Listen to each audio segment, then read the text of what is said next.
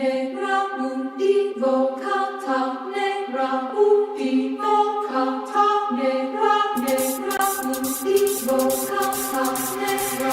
canta, negra univo canta, negra univo canta.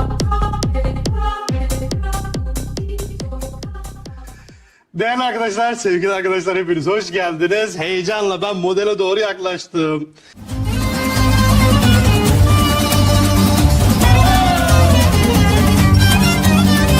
Canımızla bağlıyız bu toprağa bu ele, sıralanıp bağlıyız verelim gel el ele. Bu modelimiz şimdi bizden etek sabitleme istiyor. Yani diyor ki artık sen bunu nereye sabitleyeceksen orada artık işlemini tamamla diyor bize. Öyleyse biz etek ile alakalı nereye tam yani nereden başlayacak?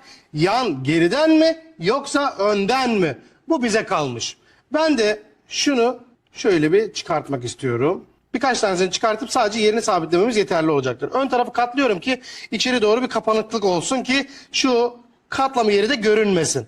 Hiçbir şekilde görünmesini istemiyorum. Temiz olduğu halde görünmesini istemiyorum. Öyleyse ben de diyorum ki şu bitiş noktası benim için uygundur. Şu bitiş noktası benim için uygundur. Ben de diyorum ki tamam bu burada olsun öyleyse.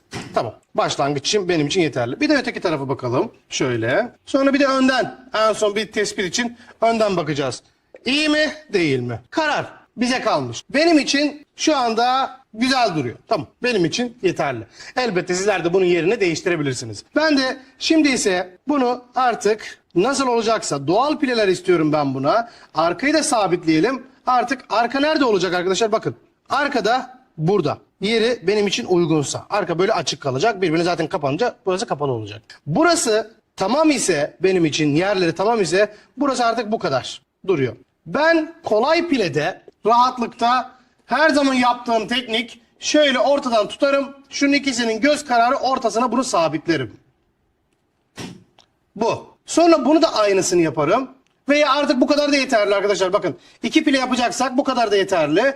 Bir tanesini ortadan sabitledim. Fazlalığı aldım. Böyle öne doğru işime geldiği gibi yatırdım. Bu. Bu herkes için uygunsa dediğim gibi her şey değişebilir. Bu benim için uygun. Doğal. Bir de buraya da aynı işlemi nasıl yapacağım bana kalmış. İstersem geriye istersem öne. Şunu da buraya sabitliyorum. Bu. Bu kadar. Doğal hali. Aynısını buraya da yapalım.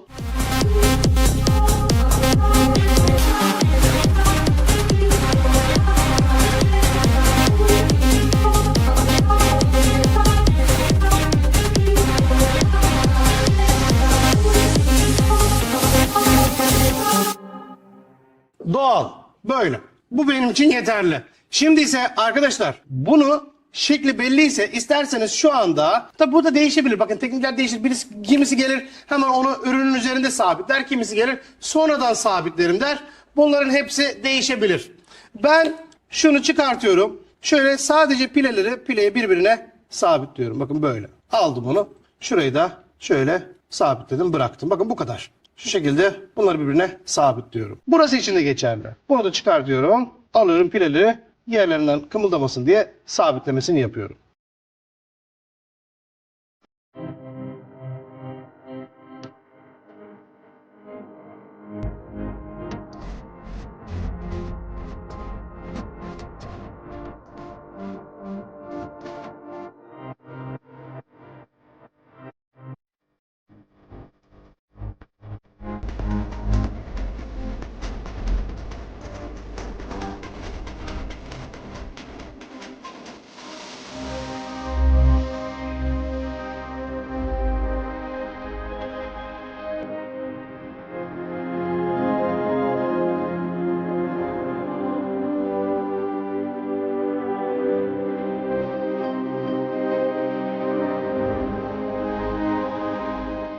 Tamam.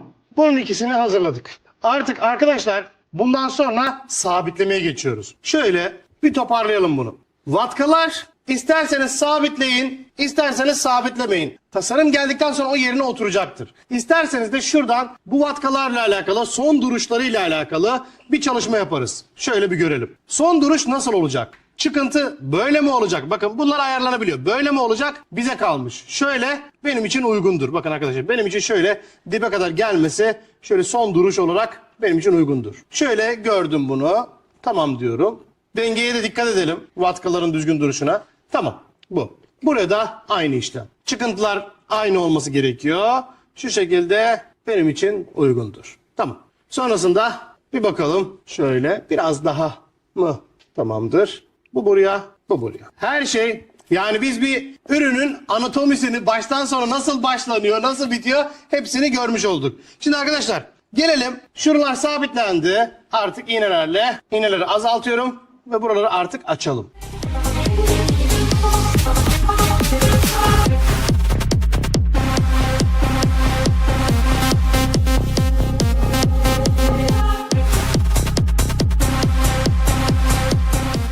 Şu gördüğümüz işlem bu. İsterseniz arkadaşlar şunu açtık. Buradan artık kemere diktiğimiz dış eteği getirip buraya yerleştirebilirsiniz. Böyle bakın hem rahat olacaktır hem serbest olacaktır. Burada korkmamıza gerek yok. Her şey yolunda.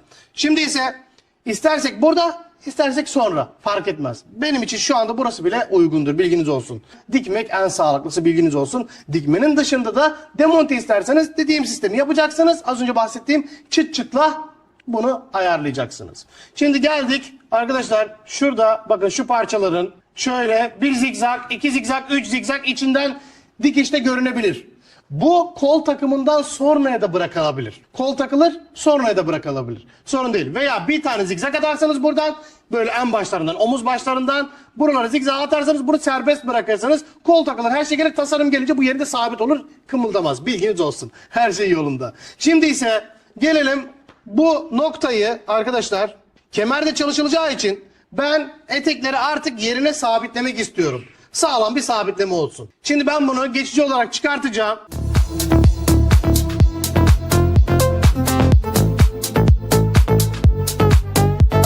Çıkartalım bunu. Şu omuz başına bakın. Omuz başını ısrarla sabit tutmaya çalışıyorum. Bakın burayı özellikle.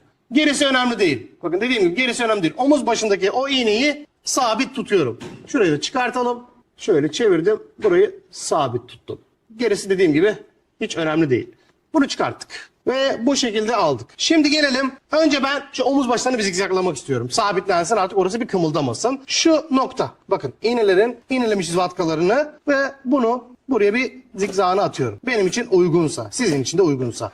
Şöyle biraz da uzunlamasını yapıyorum ki kımıldamasın. Bu. Tamam. Bu artık buradan kaymaz. Şöyle bunu da ayarlıyorum.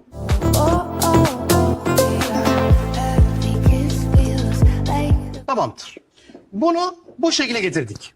Şimdi ise biz eteği alalım, dış etekleri arkadaşlar. Önce birkaç iğne yardımıyla bunları bir sabitleyelim. Yönleri sevgili arkadaşlar şu katlanan ilk bölgeler öne gelecekti. Bunu zaten hatırlarız. Burayı katladık, öne getirdik. Şimdi ise bunu şuradan bir katına, bakın bir katına, ikisine birden değil. Bu ayrı duruyor, bu ayrı duruyor. Bunun bir katına şöyle bunu iğneleyebiliriz. İlk başlangıç noktası. Tamam. Bundan sonrası da böyle dümdüz alınıp buraya dikilecek. Şu. Aynen böyle. Buradan sonrası artık gidecek yavaş yavaş. Ben bunu buradan uygun gördüysem, arkadaşlar şöyle bir görün. Buradan uygun gördüysem ve etekine başlıyorum.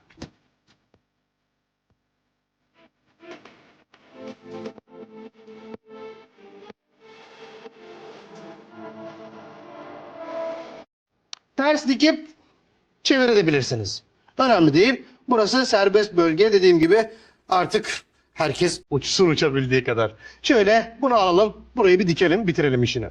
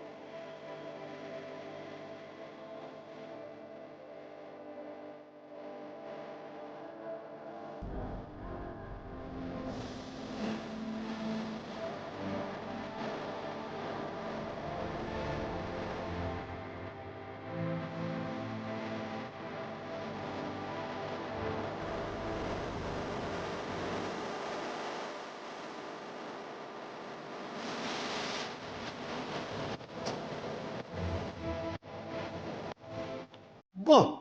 Şimdi bunu artık aldık. Görelim bakalım ne olacak bir sonraki aşamada. Evet, vatkalar yerinde, etekler yerinde. İstediğimizi aldık. Şöyle yaklaşın yanıma. Hemen şurayı artık tekrardan bir yerine sabitliyorum. Şöyle. Şimdi sizin ile çok güzel bir çalışma yapacağız. Zaten şimdiden kendini gösterdi. Yani şu anda ben buradayım diye başladı yani konuşmaya. Evet.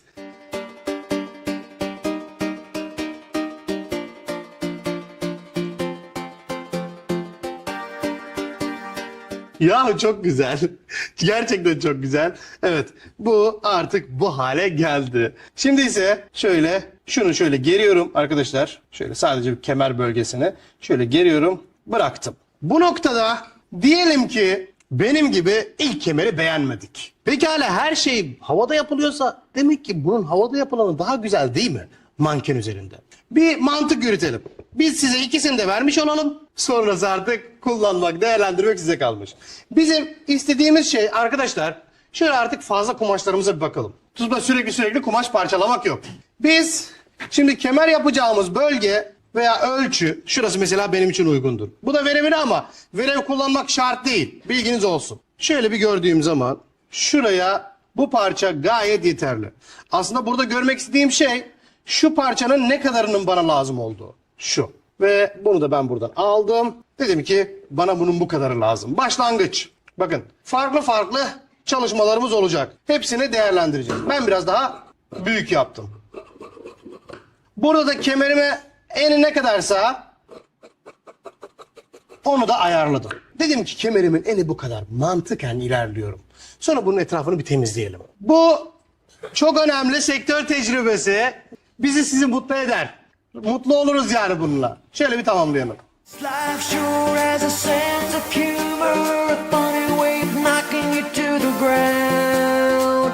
It hits you hard when you least expect it, and laughs the second that you were down. But in that moment, Aklımıza gelen şey kemer kaç santim olacak? Hemen böyle bir soru aklımıza gelebilir. Arkadaşlar kemerin santimi yok. Göz kararı ilerleyen drapaj. Bu size özgürlüğünüzü versin. Burada santimsiz yapılıyor ama siz dersiniz ki ben 5 santim istiyorum. Evet olur. 3 santim istiyorum. Evet olur. 10 santim o da olur. Serbest. Hemen başlıyorum. that moment when you feel like you're all alone, it's in that moment. I'll be there, right there to take you home. Bu bizim başlangıcımız. Şimdi gelelim bunu bir ürün üzerinde bir görelim. Sonra bakalım neler olacak. Ben diyorum ki şu kemer benim için uygundur. Bakın biz zaten bir tane çalıştık ancak dedik ki beğenmedik. Başka alternatifi yok mu? Bu böyle. Şöyle şunu görüyorum. Şurada ezilmesi gereken, ısıyla ezilmesi gereken bölgeler var. Dikim alanları. Bu da ezilebilir ve hazırlanabilir. Şimdi ben şu kemeri hazırladım. Bu kemeri telalı yaparsanız daha keskin bir sonuç alabilirsiniz. Telasız da olur, telalı da olur. Ben şimdi geleyim buna bir parça tela, This love is on fire. This love is on fire. This love is real. Let's go out and face the sun. Well, this feels so real. Let's go out and face the sun. Let's go out and change the world. Shine brighter than we can imagine. The sun will always rise. Have faith 'cause it's about to happen. So face the sun. This love is real. Let's go out and face the sun. Oh, this feels so real. Let's go out and face the sun.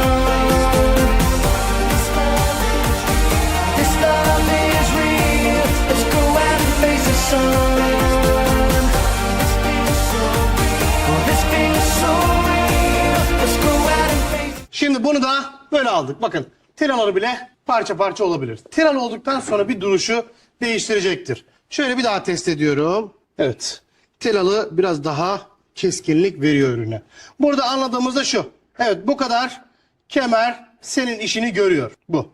Bu kadarı senin işini görüyor. Evet öyleyse şimdi biz genel katlamaları, gerekli katlamaları yapalım. Artık bunu da provasını alıp işi bitirelim. Pekala bu katlamalar nasıl olacak? Arkadaşlar burası çok böyle önemli dert değil. Siz nasıl isterseniz öyle olacak. Yani katlamalardı, temizlemelerdi hiç sorun olmasa sizin için. Şöyle paçetelasını alıyorsunuz.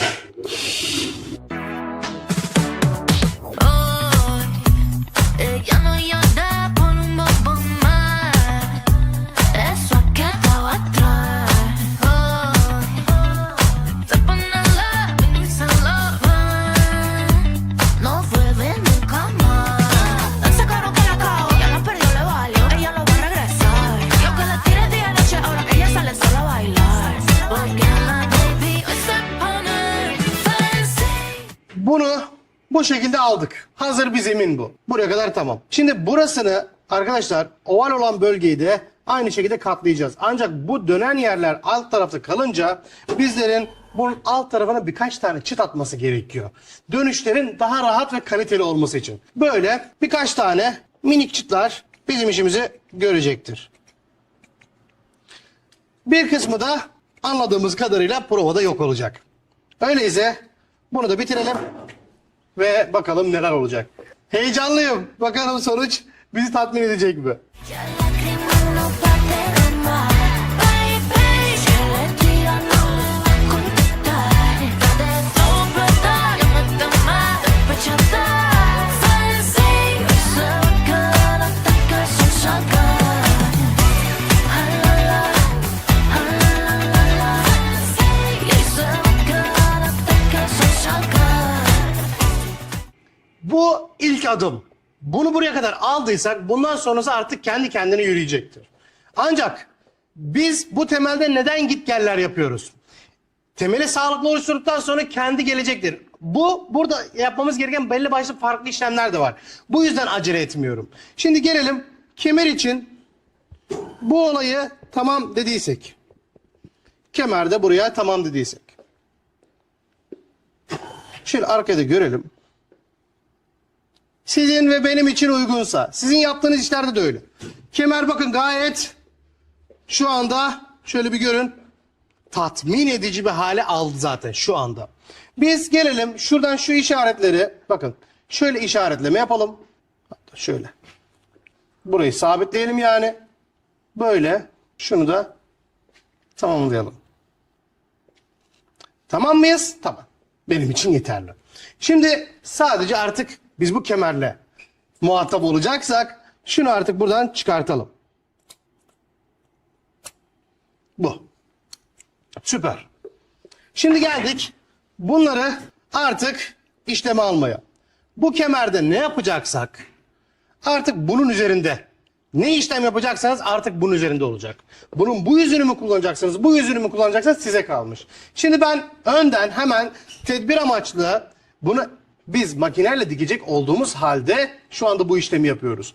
Ben diyorum ki şöyle kemerimin yüzünü nereye kullanacaksa bakın dışa hangi taraf gelecekse ondan bahsediyorum. Dışa hangi taraf gelecekse onun üzerine paça telalarıyla biraz yoğun şekilde takviye yapıyorum. Yani ben diyorum ki burası gelsin. Tamam diyorum. Bunu komple şerit şerit burayı dolduralım. Başlangıç.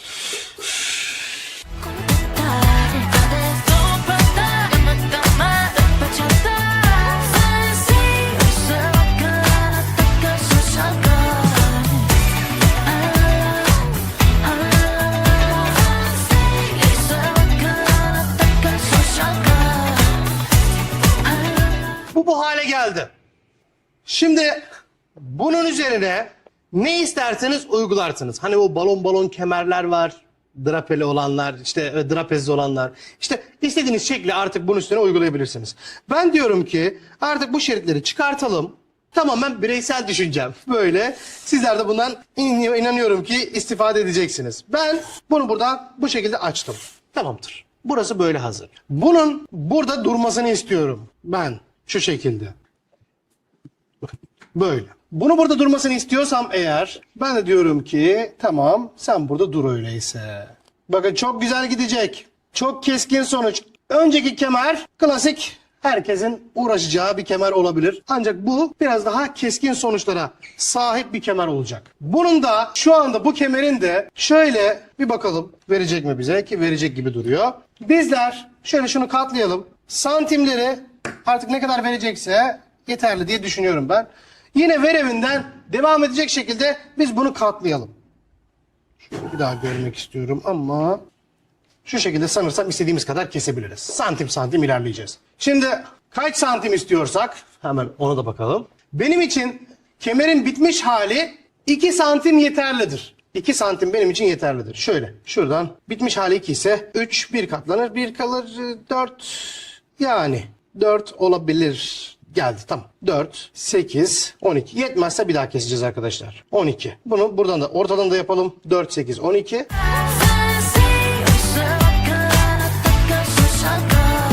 Şuradan da bir görmek istiyorum. Dediğim gibi yetmezse ekstra kesimler yapacağız. Tamam. Hemen şöyle alıyorum.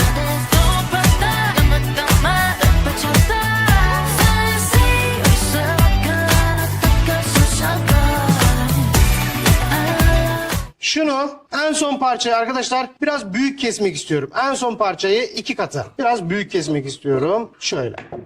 Onlardan büyük oldu. Şöyle bir bakalım. Ne aldık? Ne sonuca vardık? Şöyle. Şunu da açalım. Güncelleyelim. Evet. Şöyle göründü. Arkadaşlar aldığımız sonuç bu. Bakın bunlar.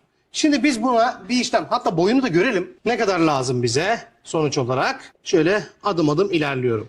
Böyle döndüm. Şöyle bir bakıyorum. Bu kadar. Bu kadar lazım bana. Öyleyse ben bunu buradan bir kesiyorum. Hepsini aynı boy yapacağım. Hepsini aynı boy yapacağım için şöyle boylarını bir keşfedelim. Biraz daha uzun. Normalde biraz daha uzun. Santimler yok. Dert yok, tasa yok. Şöyle temiz yerini de bunu da aldım. Şunu da alalım. Bu da bu kadar. Tamam, bak. Uğraşmıyorum. Şimdi yapacağımız şey bunları kemere hazırlamak. Keskin, hatasız, sıkıntısız, hatasız. Öyleyse ben de geliyorum şimdi. Bunlardan bir tanesi üst. İncelerden bir tanesi üst, bir tanesi alt, bir tanesi en altı. Temiz kapımın olacağı yer. Öyleyse ben şimdi şunu şu şekilde hazırladım.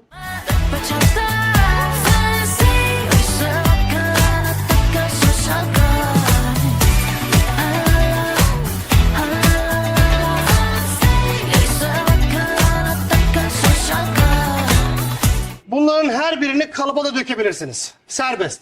Her biri kalıba da dökülebilir. Şimdi ise arkadaşlar bunlara sağlam olabilmesi için yine içine paçetelasını yerleştiriyorum.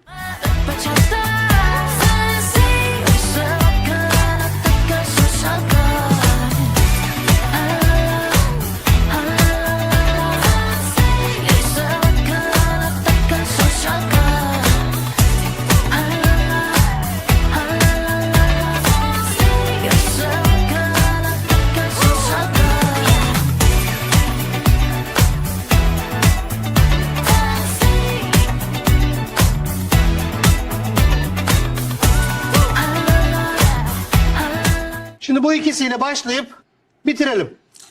Şunları çıkartıyorum. Şu da dahil.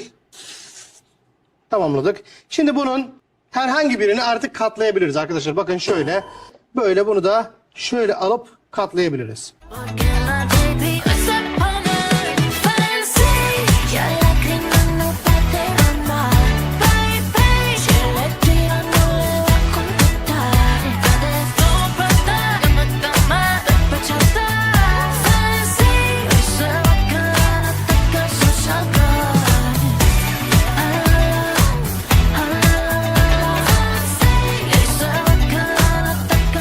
Bu şekle hepsini getirebiliriz. Bakın bu. Bağımsız drapeler. Bunu da hemen hazırlıyorum.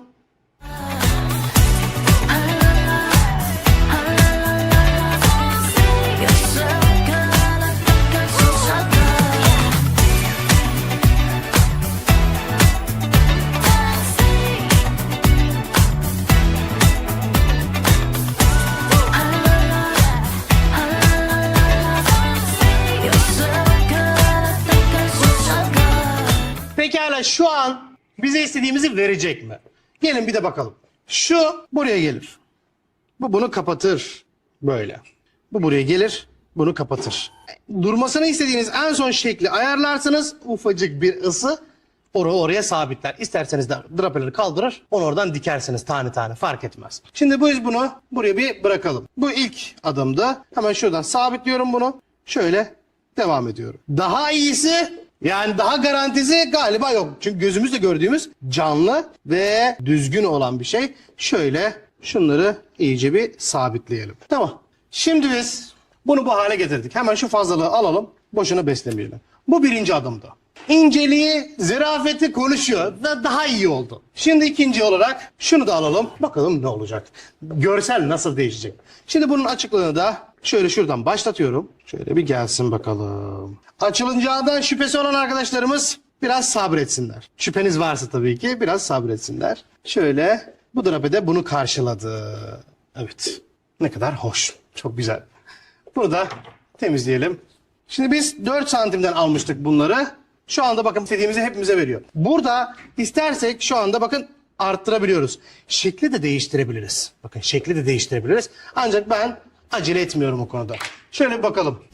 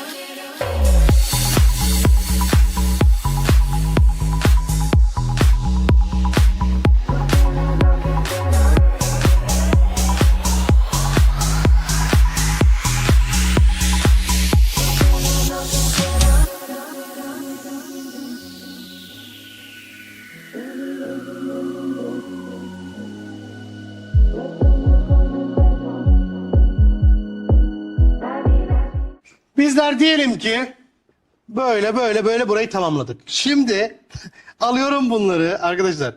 Yerinden artık söküyorum. Gördük. Göreceğimizi gördük. Şimdi buradaki her bir parçanın altına yaklaşın, daha sağlam. Her bir parçanın altına bir sıra paça telası. Toplamda 5 şeritle, sonuncu olarak da belki de 6.'yı kullanacağız. O yüzden o orada hazır bekliyor. Ben şimdi buradaki her bir kemerin altına bir parça paça telası şeridi yürüteceğim ve bakalım iş bitişe doğru gidiyor.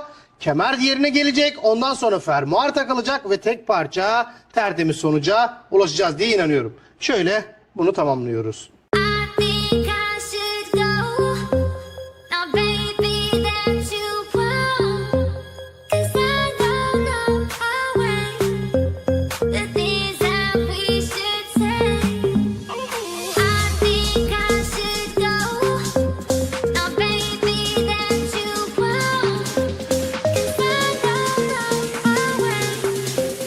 The things that we should say.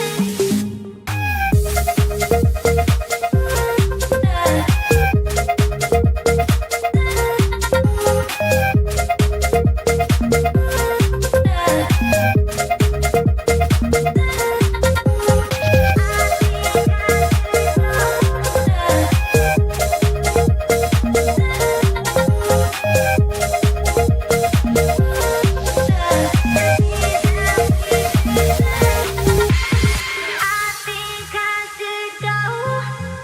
Now, baby, that you will. 'Cause I don't know our way.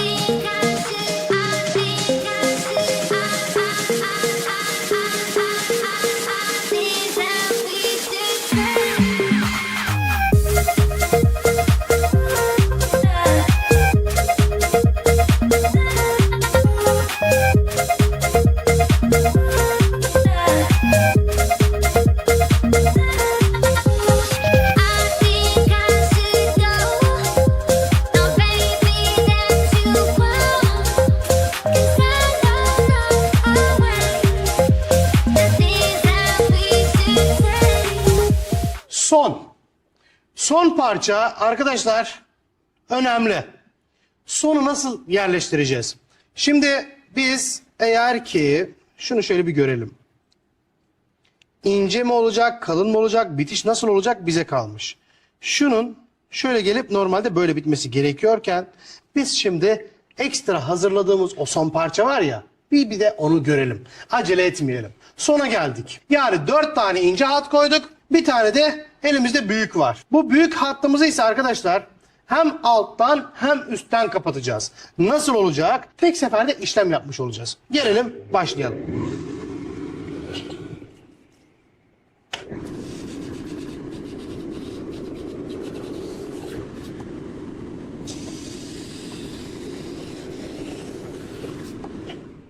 Bir de bunu yaptıktan sonra arkadaşlar bu böyle kapanacak. Bakın. Bu böyle. Şu da şöyle kapanacak, devam edecek.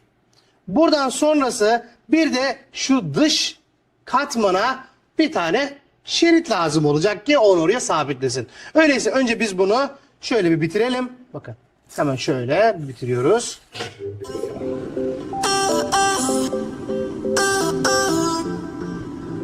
I just came to say hello.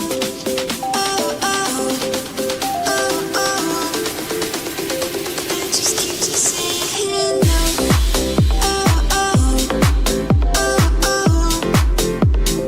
I just came to say hello.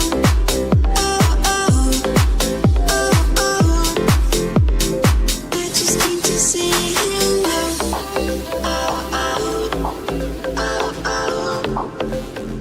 I just came to say hello. I just came to say hello.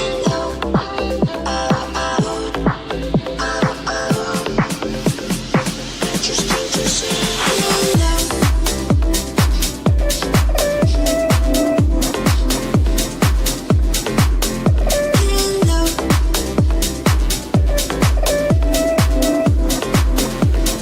I just came to say hello.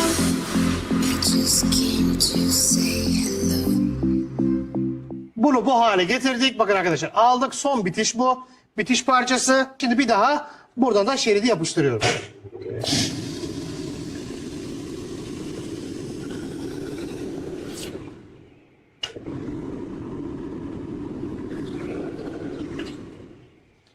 Geldik artık son noktaya. Bu da sevgili arkadaşlar şöyle pilelerimizi düzelttik. Son noktamız artık bu. Şöyle pilelerimizi düzelttik. Artık bitişe doğru gidiyoruz. Şunu da artık böyle yerleştirebiliriz ve süper. Bitiş de oldu. Şimdi bunu buraya tam olarak bu şekilde bırakıyorum ve devam ediyorum. Bitiş. Kapanış yani. Evet. Şöyle aynı ölçüleri takip ederek artık bunu sabitliyoruz. En son en güzeli galiba istediğimizi aldık olacak. Burası. Tamamdır. Şu başlangıca bakıyorum. Bitişte genişlik olmasın. Dikkat edelim buna. Bitişte genişlik olmasın. Bu artık buranın sabitlendi. Ve devam. Tamamdır. Bakın. Bu mudur istediğimiz seçenekler? Bu. Arkadaşlar bu bizim klasik el yapımı katlama, drapaj el yapımı. Bu ise bağımsız hazırlık. Bunun kararı size ve bana kalmış. Nasıl istersek, nasıl uygun görürsek öyle yapacağız. Diyelim ki burası, bakın diyelim ki burası hazır. Şöyle ezdim elimle, tamam diyorum. Ben şu anda bu benim için uygundur dersem.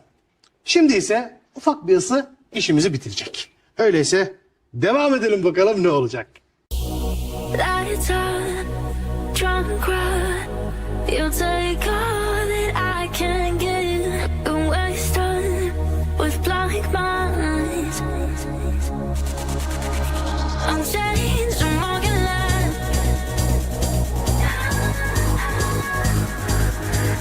I'm changed, I'm walking line. You don't.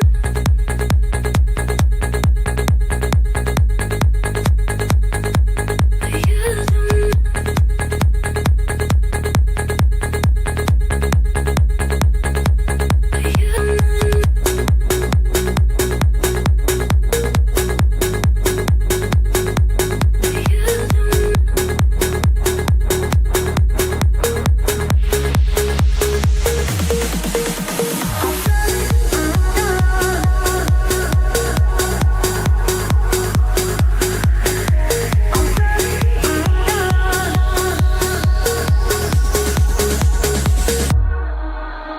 I'm changed, I'm walking line.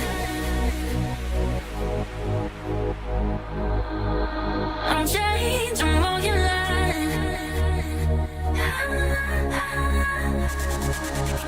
I'm changed, I'm walking line. I'm changed, I'm walking line.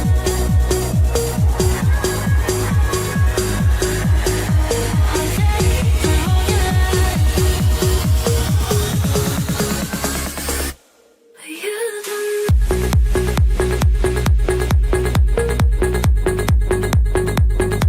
But you don't. But you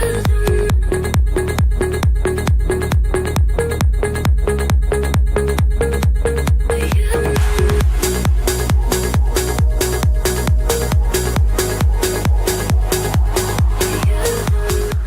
Geldik artık toparlanma kısmına. Arkadaşlar dış eteği yerine sabitledik, kemerini yaptık ve globları sabitledik. Artık bunlar burada duracaklar. Bundan sonraki bir sonraki aşama ise sırtta gördüğümüz şu parçaların ısıyı vurduktan sonra yerine sabit kalmaları. Artık bunları çıkartabiliriz. Bu süreçte artık bu iğneleri çıkartabiliriz. Şimdi bunu buraya kadar gördük. Artık daha rahat, daha ferah çalışabiliyoruz. Burası artık fermuarın içine sabitlenecek. Bunu da isterseniz artık buradan arkadaşlar çıkartmayalım. Yani şuraya sabitleyelim. Bu şekilde. Bu da buranın. Tamamdır. Bakın bu şekilde. Bunu da çıkartalım. Şu da şuraya sabitleniyor. Ve artık yerinden kımıldamıyor. Bu kemer kalıbını sizler bağımsız da hazırlayabilirdiniz. Sonra getirip bunu yerine yerleştirebilirdiniz. Neden? Şöyle bir yaklaşın yanıma. Şunun alt kısmında kalan bölgeler artık bu oynayacaktır. Burada yapmamız gereken, bakın burası bağımsız, artık bu yerinde kımıldar. Burada yapacağımız işlem şu parçaların şu şekilde kaldırılıp buralardan puntalanması. Aynen bunu yaptığımız gibi. İşte o bir globa yaptığımız gibi. Globun yanlarına şuraya yaptığımız gibi. Şu noktalar gibi. Bunlar artık hem alttan hem üstten puntalanacaklar ve artık kemer yerinden kımıldamayacak. Bunu ön ortadan düşünebilirsiniz. Bakın şöyle. Şurada zaten anlaşılıyor. Bağımsız. Şimdi gelelim, yaklaşın yanıma.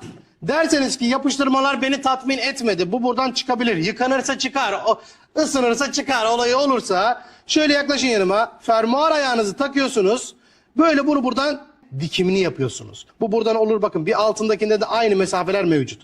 Bunların hepsini isterseniz dikebilirsiniz. Şu şekilde kaldırır, alttan diker, tekrardan getirir, ütülersiniz. Gayet güzel, böyle de ilerler. Şimdi gelelim bunları artık bu şekilde ayırmaya. Buraya şu anda biz şu bölgesine fermuar dikilecek ve buradan aşağıya devam edecek. Bu kadar. Bu seviyede şimdi gelelim mantıken burada manken üzerinde yeni başlayan arkadaşlarımıza faydalı olsun. Bu noktada fermuarım bu şekilde duruyor. Sonuç olarak benim istediğim fermuarın duruşu şu şekilde dikilip böyle dönmesi. Bu hale gelmesi. Bazı arkadaşlarımız burada tulumlamadan uzak dururlar. Haksız da değiller. Bakın bu noktada ben karışamıyorum. İlla tulumlama yapacaksınız, temiz yapacak olayı ben buraya karışamıyorum. Bazı arkadaşlarımız bunları böyle iğneliyorlar. Şu şekilde bakın böyle iğneliyorlar. Bunların hepsini böyle getirip birbirine overlock'unu çekiyorlar. Ondan sonra getirip fermuarı buradan ikisine birden dikiyorlar ve işi temiz olarak almış oluyorlar.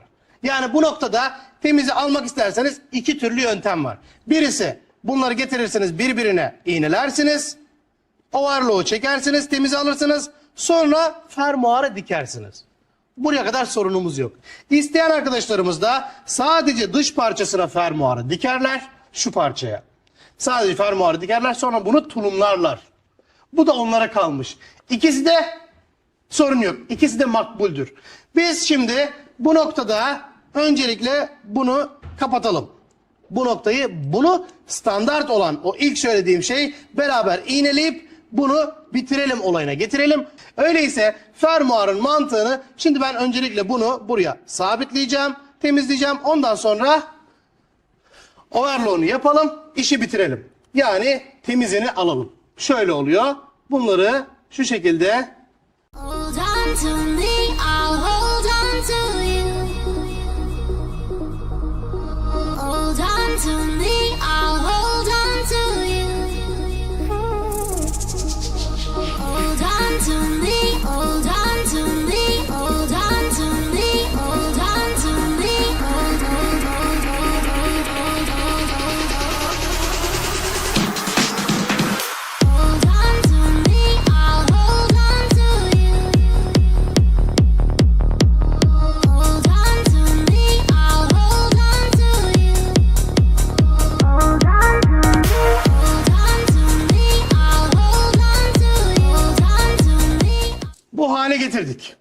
Şimdi yapacağımız işlem bunun her yerini önce düz makineyle bir kapatalım. Sonra overlock çekip temize almış olalım.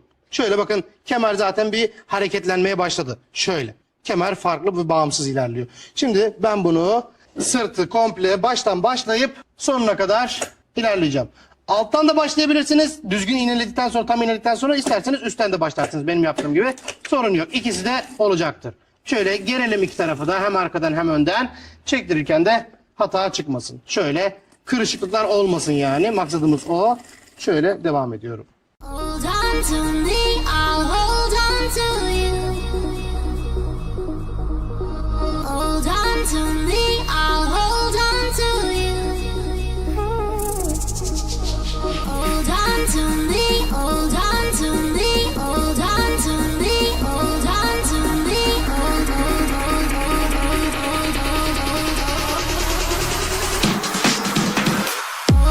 to me, I'll hold on to you. Hold on to me, I'll hold on to you. Hold on to me, hold on to me, I'll hold on to you. Hold on to me, I'll hold on to you. Hold on to me, hold on to me, I'll hold on to you.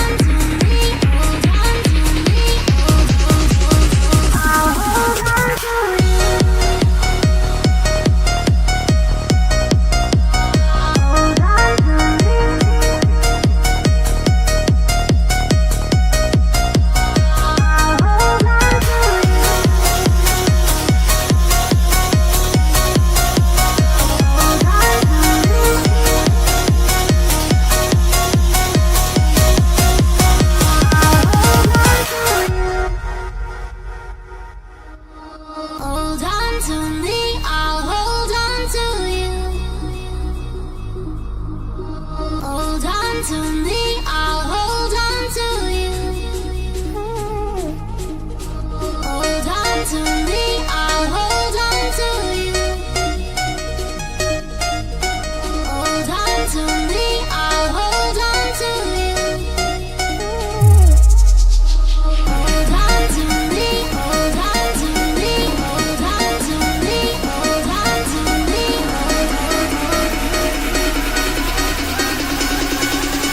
I'll hold on to you. Hold on to me. I'll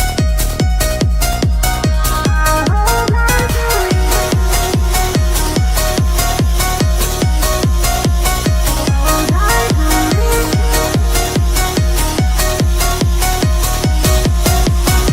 I'll hold on to you.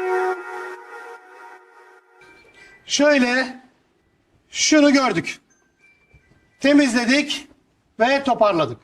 Şimdi burada arkadaşlar kemer burada. Vatkalar burada. Sırtını da bu hale getirdik. Bu hale geldikten sonra yakayı takmadan önce sırtını şu şekilde artık fermuarı kapatıp ondan sonra yakayı takıp kolları takıp işi bitiriyoruz. Yani bu süreç güzel bir süreç. Sonuca doğru gidiyoruz ve bakalım nasıl olacak. Şuraya bir dikkat edin. Şu paçalarda overlock çekerken burada açıklıklar bıraktım. Neden? Paça telasıyla bunu katlayabilelim diye. Arkadaşlar. Bunu birbirine tulumlama yapmıyoruz ki balonlama olmasın arkadaşlar. Bakın beraber katlamıyoruz. Üst katı ayrı, alt katı ayrı bırakıyoruz ki şişme ve balonlama olmasın.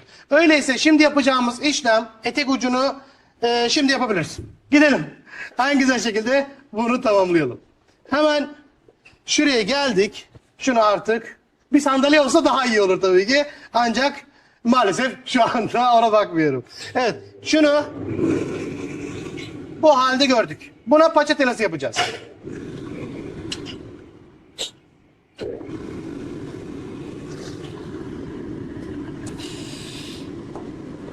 Açılır ve sökülür korkusu olan arkadaşlarımız 2 kat ya da 3 kat paça terası yapabilirler. Daha sağlam olur, bilginiz olsun. Bir de ısı güzel olursa gayet güzel.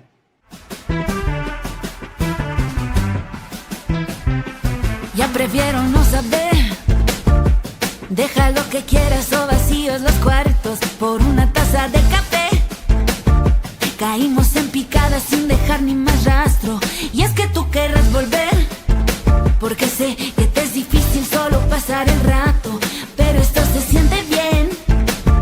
Mejor el aire libre y ya dejar el pasado. Ahora que esto queda atrás, solo quiero saber qué pasa. Es verdad que dolerá, pero esta sigue siendo mi casa. Voy a ver el amanecer, sentir el viento, bailar sin que tú puedas ver mis sentimientos. Al final te recordaré en el silencio. Ya no hay nada que decir. Esta vez terminó.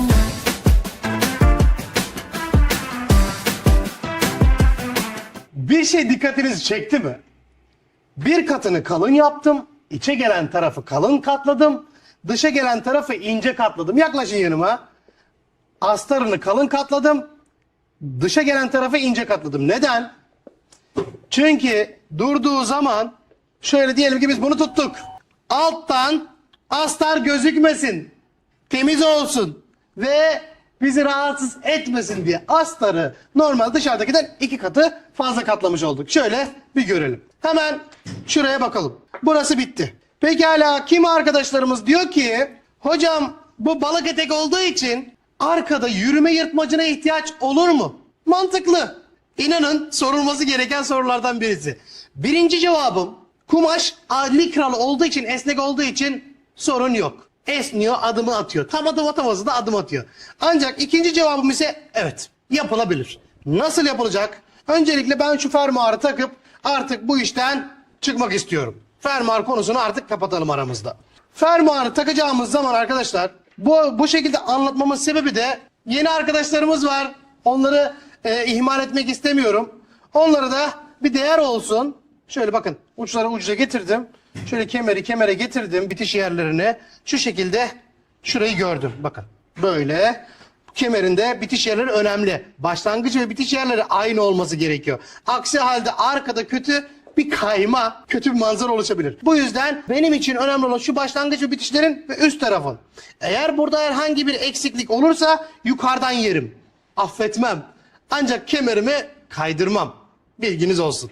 Diyelim ki biz bunu buraya kadar getirdik. Bakın arkadaşlarım. Bu şekilde geldi. Bundan sonra fermuar bölümünde arkadaşlar fermuarımız düz, gizli, bir özelliği olmayan gizli fermuar.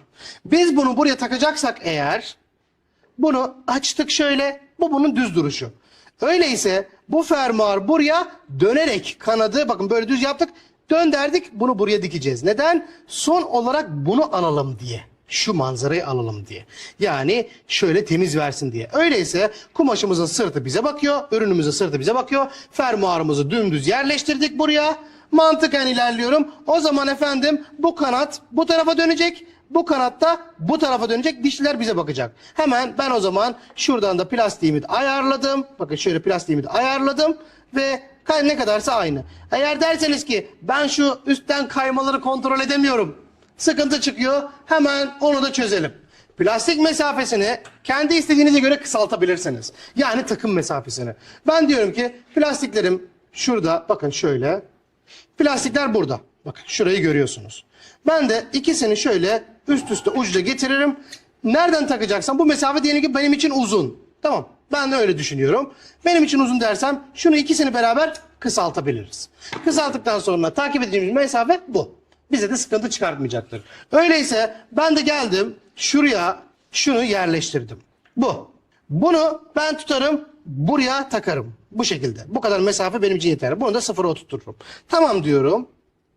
Bunu buradan iğneledim. Bunu da aynı şekilde ne dedim?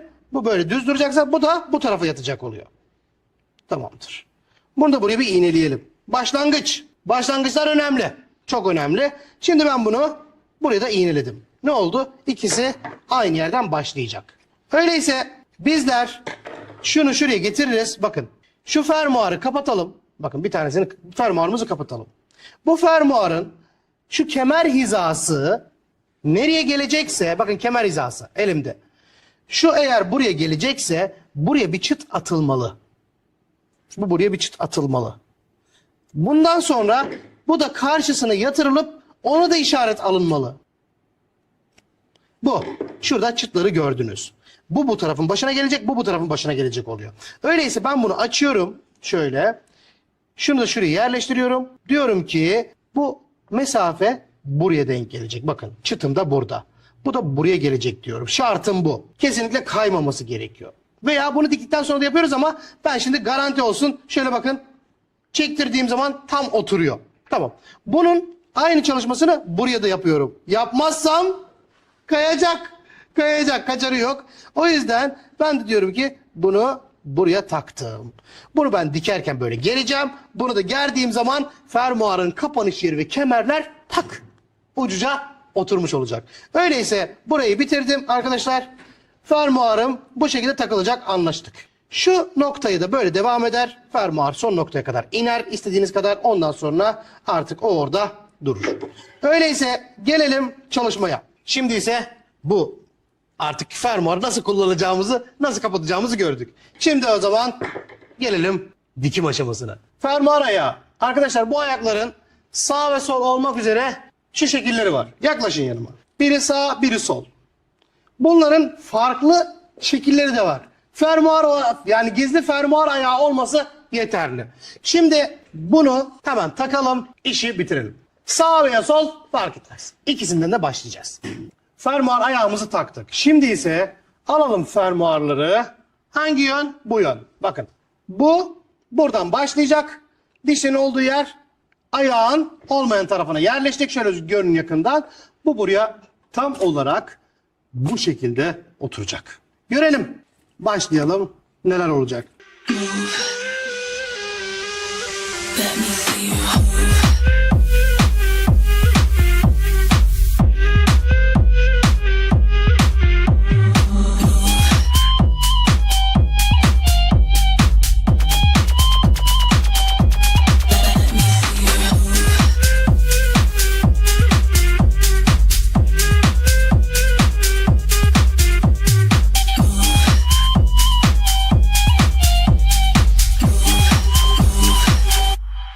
Let me see you move, lose your cool. It's the only thing to do. You know it's true. Lose your cool. It's the only thing to do. Let me see you move.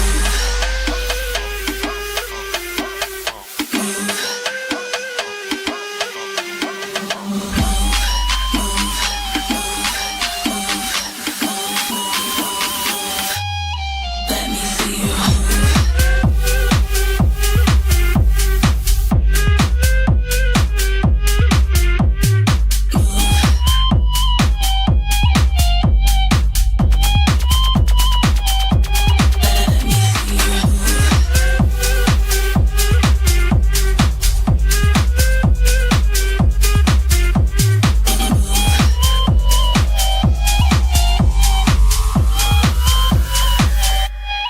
Let me see you.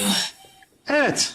Sert yerleri arkadaşlar şöyle sert yerleri ezdim. Fermuar kapanırken rahat kapansın. Hatta hemen bir testini yapmalıyız ki sonucu bir görelim. Oldu mu efendim? Olmadı mı? Bir bakalım. Kaymak, yağ gibi. Evet, tam olarak istediğimiz bu. Arkadaşlar şöyle bakın. Kemerler kemer. Yani şu çizgiler de dahil hepsinin aynı hizaya gelmesi. Biz burada hazırsak. Şimdi yapacağımız işlem arkadaşlar şöyle bir görelim. Bunu aynen standart kapama mantığında kapatacağız. Ancak yırtmacınız ne kadar olacak? Bunun kararı size kalmış. Arkada yırtmaç payı verecek misiniz hocam? Bazı yırtmaçlarımız var. Şöyle şunu da bir temizleyelim. Şimdi arkada sadece 10-15 santim yırtmaç payı vermemiz yeterli olacaktır. İstersek, zorunlu değil. Müşteri rahat yürüyorsa sorun yok. Rahat yürümüyorsa onu artık siz ayarlayacaksınız. Ben şimdi geliyorum. Bunu şöyle arkadaşlarım şöyle çeviriyorum bakın. Şöyle yüz yüze çevirdim. Yani aslında şöyle diyorum. Tersini çeviriyorum diyorum yani. Hemen şöyle bir tersini çevirelim. Daha rahat hareket edelim diye. Normalde buna da gerek yok ama ben yine de şöyle tersini çevirdim. Şöyle bir görelim. Şuradan başlıyorum tam düzgün oturacak şekilde. Şöyle aşağıya doğru iniyorum. En kolayından. Şu buraya oturuyor. Tam olarak ucuca getirdim bunu. Şöyle. Şimdi birkaç iğne yardımı önce uçları kaymasın diye şöyle bir iğneleyelim. Sonra yukarı doğru temizlik için bir çıkalım. Şöyle tamamlıyorum.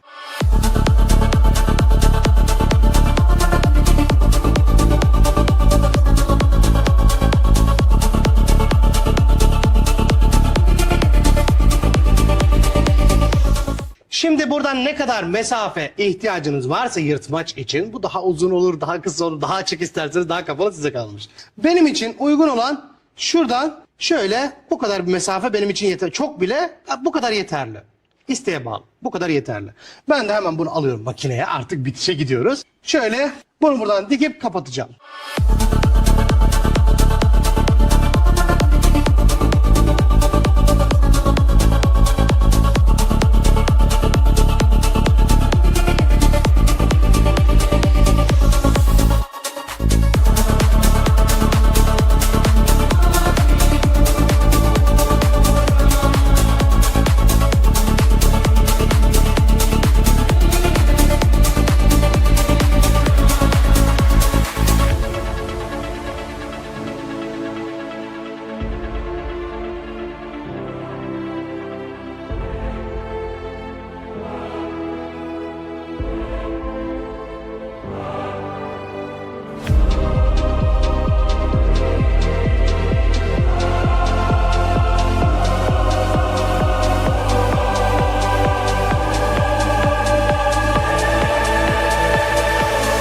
Şurada sevgili arkadaşlar ufaktan hiç açılmasın diye, bakın ütüden sonra da hiç açılmasın diye ufacık minicik bir zigzag atacağız uç kısmına. Bakın şuraya şöyle minicik, bakın sadece bu kadar, çok fazla atmıyoruz. Bu burada dursun ki buraya gerekli işlemi yaptıktan sonra bu bir daha açılmasın. Şuraya da yapıyorum. Se fue de party y salió con la nena y sabe que como ella no lo mueve cualquiera. Es grave. Cuando baila reggaetón, la disco en fuego se enciende, la presión fuerte se siente. Muévelo, con todo, muévelo, que nadie se entere. Muévelo, con todo, muévelo, que nadie te frene.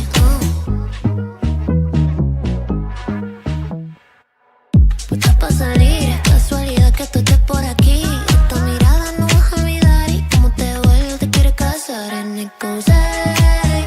La nena es fina y no va a parar y dice hey, cuidado te va a enchular. Hey, la nena es fina y no va a parar y dice hey, cuidado. Muévelo, con todo, muévelo, que nadie se entere. Muévelo, con todo, que nadie te frene. Se fue de party y salió con la nena y sabe que como ella no lo mueve cualquiera. Es grave.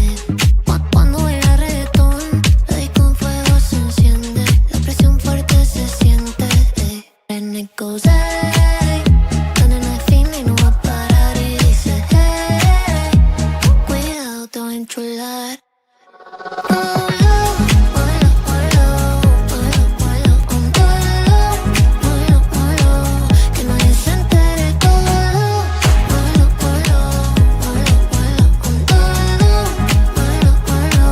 que nadie te frene.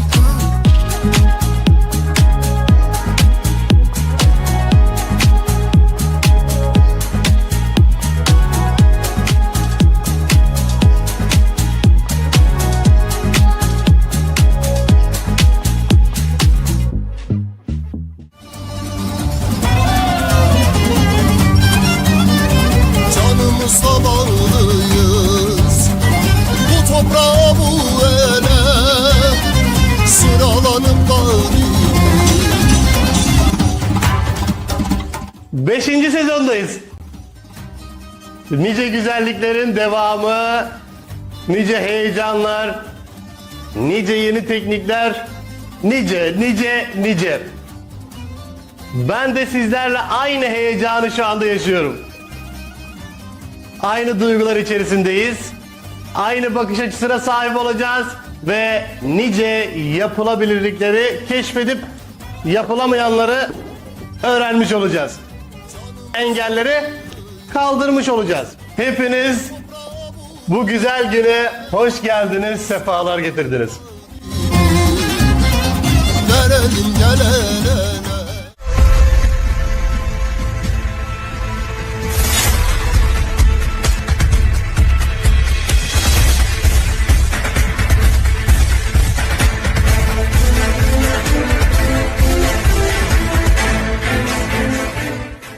Süper bir başlangıç.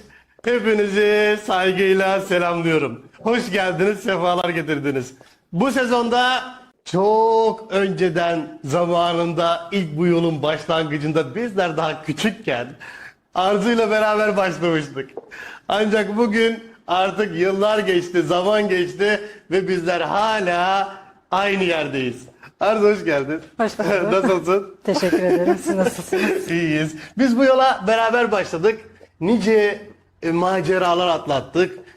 Bir sürü sistemler gördük. Bir sürü yapımlar gördük. Bunların anlatımından o kadar mutlu olduk ki başarıdan başarıya, başarıdan başarıya ve Arzu tekrardan burada ekranlarda benimle beraber. Nasıl hissediyorsun? Öncelikle heyecanımı arkadaşlarla da paylaşayım. Hoş geldiniz arkadaşlar. Bu sezonda hocamla tekrar birlikte olacağım için çok heyecanlıyım. Bakalım bu sezonda hocamız bize bomba gibi modellerle geldi gene. Çok güzel ve akıcı bir kurs olacak bu kursumuzda. Ben de sizin gibi şu anda gerçekten çok heyecanlıyım. Hemen heyecanınızı ben de paylaşayım o zaman. Evet, heyecanınızı şu anda paylaşıyorum. Üstünüzden şöyle bir ağırlığı ben kendi üstüme bana verin ağırlığı arkadaşlar. Heyecanı bana verebilirsiniz. Evet, geldik karşınıza. 3 manken, her zaman sabit kanunlar. 38, 42, 46. Bu yapımlarda arkadaşlar bizler drapaj usulü çalışacağız. Drapaj nedir? Manken üzerinde kalıp çıkartmak. Masa üstünde olmaz mı? Olur. Hepsine saygımız sonsuz. Burada da olur. Bunun teknikleri farklıdır. Masa üstünde de olur. İkisinin arasındaki fark, yani Müller, İtalyan ve Fransız kalıplarından Bayarslan drapajının farkı, Bayarslan drapajında her şeyi canlı olarak önceden keşfedip görebiliyorsunuz. Kumaşla alakalı herhangi bir hata varsa öngörüye sahip oluyorsunuz. Evet, bunu ben buraya da eklesem, şu tasarımı şuraya da eklesem, şu fırfırı buraya da eklesem diye düşünüp orada karar verebiliyorsunuz. Bu yüzden drapaj bizim için hem eğlenceli, hem öngörüye sahip, hem de sonuç olarak daha odaklı oluyor. Bu yüzden bizler ne yapacağız? Bu kursta sadece Bayarslan drapajını çalışacağız. Şimdiden tekrardan hoş geldiniz diyorum öyleyse. Şimdi Arzu, daha önceden zaten senin tecrüben var. Ustaya da öğretmiş gibi olmayalım. Daha önce ciddi tecrübeleri var. Şimdi buraya 3 tane manken yerleştirdik. Evet. Bu mankenler, benim kullandığım mankenler, sürekli daha önceki kurslardan da görüyorsunuz. Ben bu mankenlerden vazgeçmiyorum. Neden biliyor musunuz? Omuz ile göğüs düşüklükleri arasında, yani bir canlı bir insan düşünün. Omuz ile göğüs arasında hiçbir sıkıntı çıkartmıyor bana. Bu yüzden hiç bunlardan vazgeçmiyorum. Omuz genişlikleri uygun, göğüs düşüklükleri uygun, bel oyuntuları uygun. Hepsi benim için inanın uygun ve rahat. Bu yüzden ben bu mankenlerden, sünger mankenlerden asla vazgeçmedim. Sizlere de tavsiye edebilirim. Bunlardan kullanabilirsiniz. Çok uzun zamanlar oldu. Yani yıllar öncesinden 5, 6, 7 yıl geriye gittiğimiz zaman biz aynı mankenleri kullanıyorduk. Bugün de aynı mankenleri kullanıyoruz. İnsan Öyleyse. insana daha yakın olduğu için. Evet, daha rahat oluyor. Bu yüzden vazgeçmedim. Vazgeçmedim. Pekala. Arkadaşlar, ben şimdi size şu büyük iğneler ile birkaç işaret alacağım. Bu 38, 42, 46. Neden arasında mankenler yok derseniz, arkadaşlar 38'de çalıştığımız 40'a oluyor. 42'de çalıştığımız 44'e oluyor. 46'da çalıştığımız 48'e oluyor. Şimdi şöyle bir şey ben hemen Arzu Hanım'a sorayım. O da size cevap versin. Arzu, mankensiz bu iş olur mu? Olmaz hocam. Eğer ki arkadaşlar Bayarslan tekniğiyle drapaj sisteminde çalışmak istiyorlarsa sünger mankene ihtiyacımız var. Yani demek oluyor ki bu demirbaşlar çok önemli. Yani manken, örnek makine. Masa alternatif olarak onu es geçebiliriz. Yerde kesimlerini biz de zamanında yapıyorduk. Ütü lazım arkadaşlar.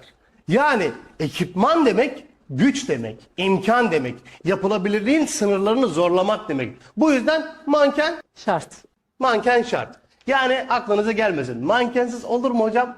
Olmaz. Maalesef Mankensiz olmaz. Kalıp çalışmalarını yapamayacağız. Sektörümüzde zaten bu zorunlu bir halde şu anda.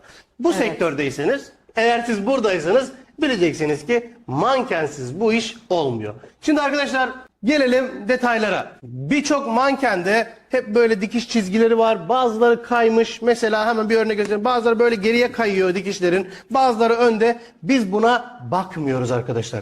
Bizim için önemli olan vücut oturumu. Şimdi ben sizlere burada 38, 42, 46'da ölçüleri vereceğim. Bir tanesinde teknikleri çalışacağız.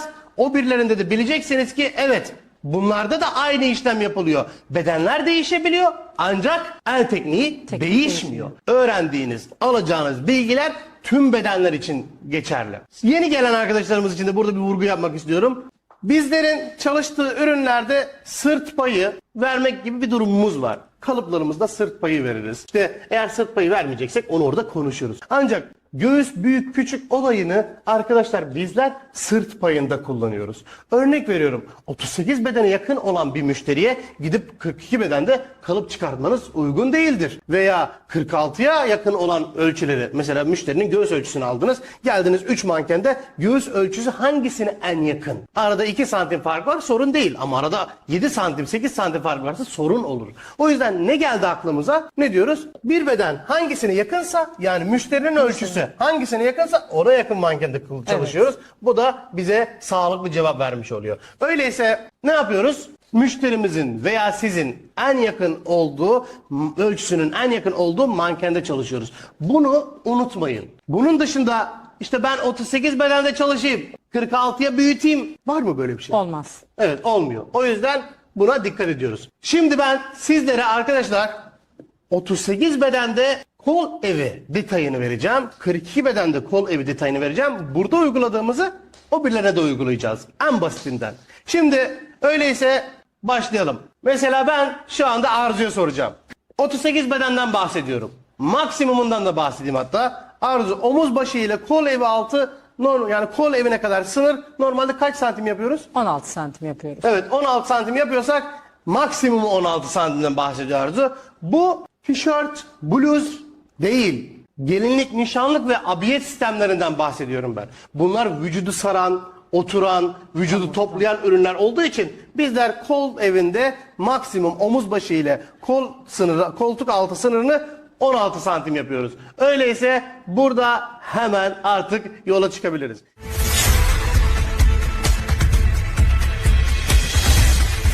Hemen şöyle omuz başından bir işaret aldım. Bakın arkadaşlar, bu iğne işaretim. İlk iğne işaretim. Bu burada dursun. Bunu ben ilk noktaya koydum ki şöyle karşısına gelin, omuz seviyemden bir görün. Şu ortayı görebilelim diye. Şurası.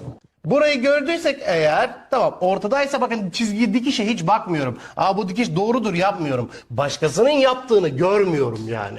O dikişi kaydırmış olabilir. Veya bu profesyonel bir manken, dikişleri biz ayarladık. Evet diyebilirler. Ancak biz bir de gözümüzle görelim ki doğruyu anlayalım. Omuz başında düzgün duruyor mu? Şöyle görelim. Şuradan o eğer tamamsa evet, burası uygundur. Benim için başlangıç olarak uygundur. Ne dedik? Altına hemen 16 santim işaretimizi alıyoruz. Şöyle 16 santim işaretimizi de yerleştirelim buraya. Mesela ben yine çizgiyi, mesela Arzu da öyle yaptı, çizgiyi görmedi. Mesela dedi ki evet, benim için kendi Arzu'ya göre şu anda ortalamayı kendi gözüyle yaptı. Neden? Bu çizgiyle bu çizgi arası dengeli olmalı diye. Aksi halde başkasının hatasını o öyle yapmıştı deriz. Bu böyle yapmıştı deriz. Suçu, o görmeme suçunu başkasının üstüne atarız. Bu da kötüye sebep olur. Sonuç olarak da olumsuz bir şey çıkarsa ben bu mankeni, evet, ben bu mankeni buradan almıştım, şöyle yapmıştım, bu manken hani profesyoneldi, böyle olmaz. Tamamen gözümüzle gördüğümüz sistemde ilerleyeceğiz. Bu 16 santim. Pekala eni kaç olacak? Arkadaşlar ortasını bulduysak şu anda bir tane de farklı şekilde ortasını bulalım. Yani üstten aşağıya 16 santim olmuşsa biz bunun 8 santimden bir işaret daha alalım. Aldık. Öncelikle hiçbir şey yok elimizde.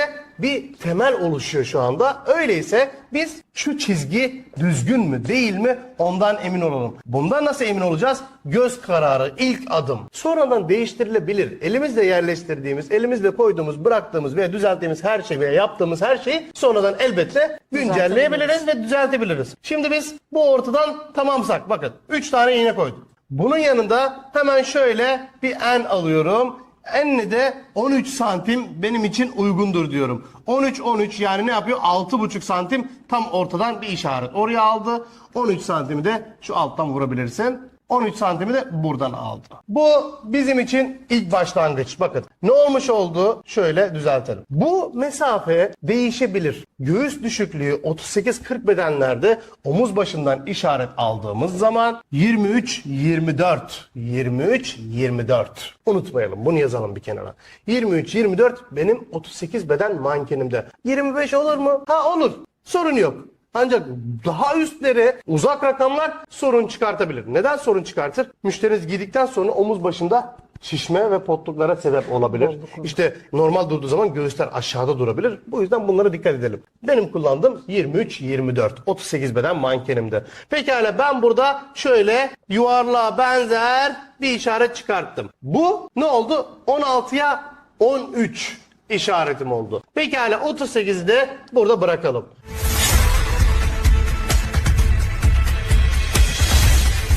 ...42'de ne olacak? Arkadaşlar 42'de de hemen şöyle... ...bakın bunun da çizgisi kaymış mesela. Evet tamam kadife. Bunu almış hemen sahibi giydirmiş... ...başlığı yerleştirmiş. Hadi güle güle. Böyle satmış. Yani ona özenmemiş. Umuyoruz ileride bunu da güncellerler. Şimdi burada hemen şöyle omuz başından bir iğne işareti. Tekrar ediyorum hemen şöyle bir omuzdan baktım. Dengeli mi değil mi? Şöyle hemen bir güncellemeyi yaptım. Benim için dengeliyse bakın şöyle bedene bakıyorum. Dikişlere hiç bakmıyorum. Görmeyin burayı lütfen. Şöyle şurayı ayarladım. Düz baktım. Tamam başlangıç için şöyle biraz daha geriye gidebilir mi? Gibisinden geldi bana. Tamam 16 santim.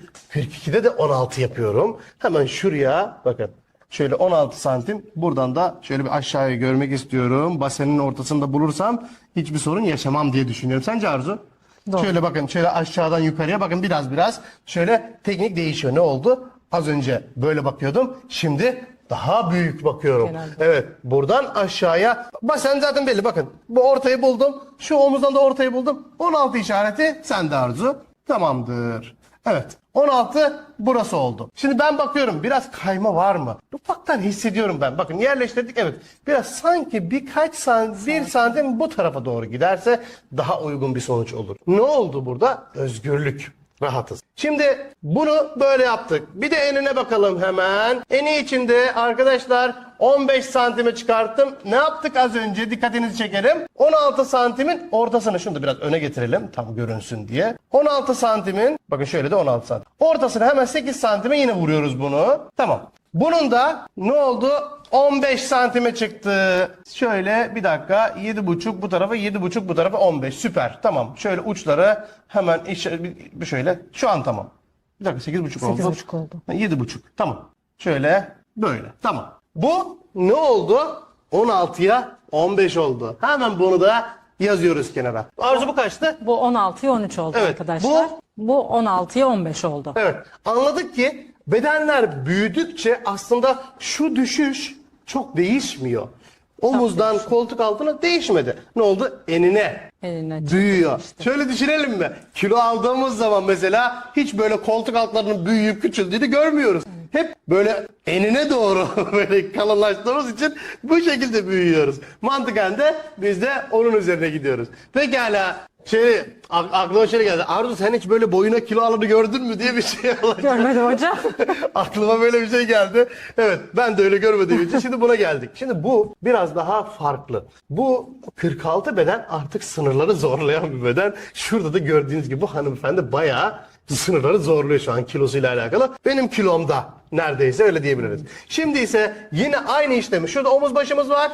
Hemen şuraya bir iğne atalım. Mesela bunu da hızlandırıyorum. Evet. Nasıl heyecan var mı? Modeller geliyor şimdi Evet, bir çok başlangıç. heyecanlıyım şu Az anda. önce bir başlangıç yaptık. Nasıl?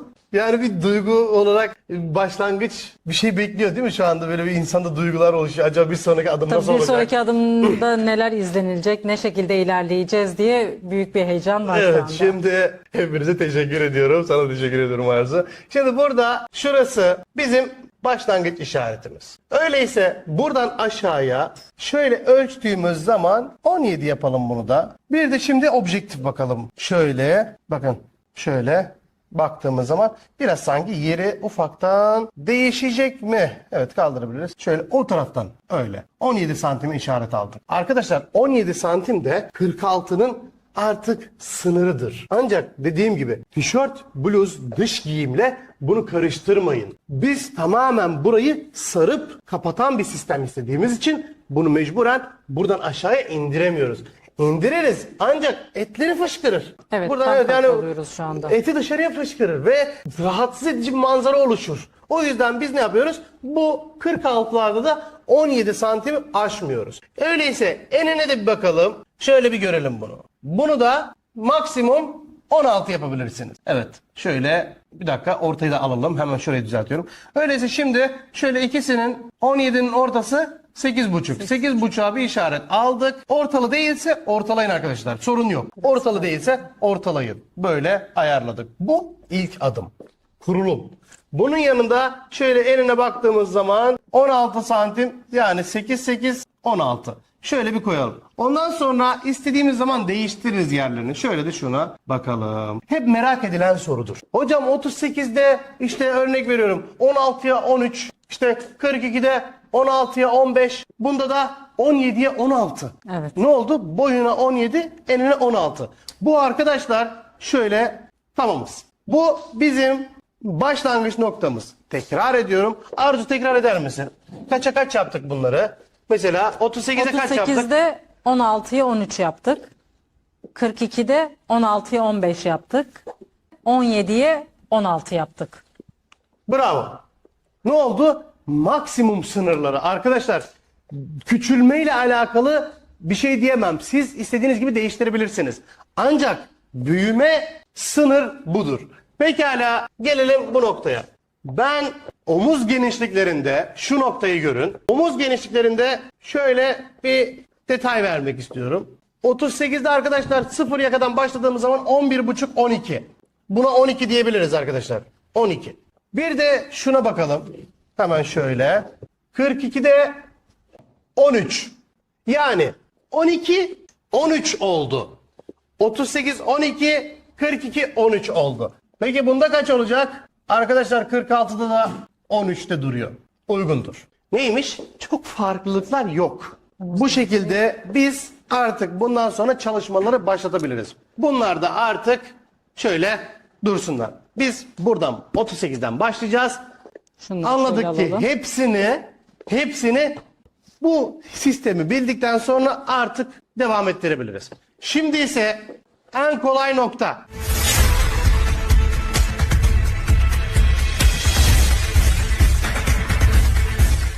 Bizler şimdi bakalım ön orta iğnesi. Hemen iğnelere devam ediyorum. Ön orta. Bu da göz kararı, sıfırdan başlangıç. Şunu hemen şöyle ön ortaya buldum. Kaydırabiliriz sonradan. Değişebilir, sorun değil. Şöyle ön ortayı buldum. Yakadan da ön ortayı buluyorum. Burası bakın göz kararı. Ön orta, yakadaki orta. Sırta geliyorum. Hemen buraya da bir nokta.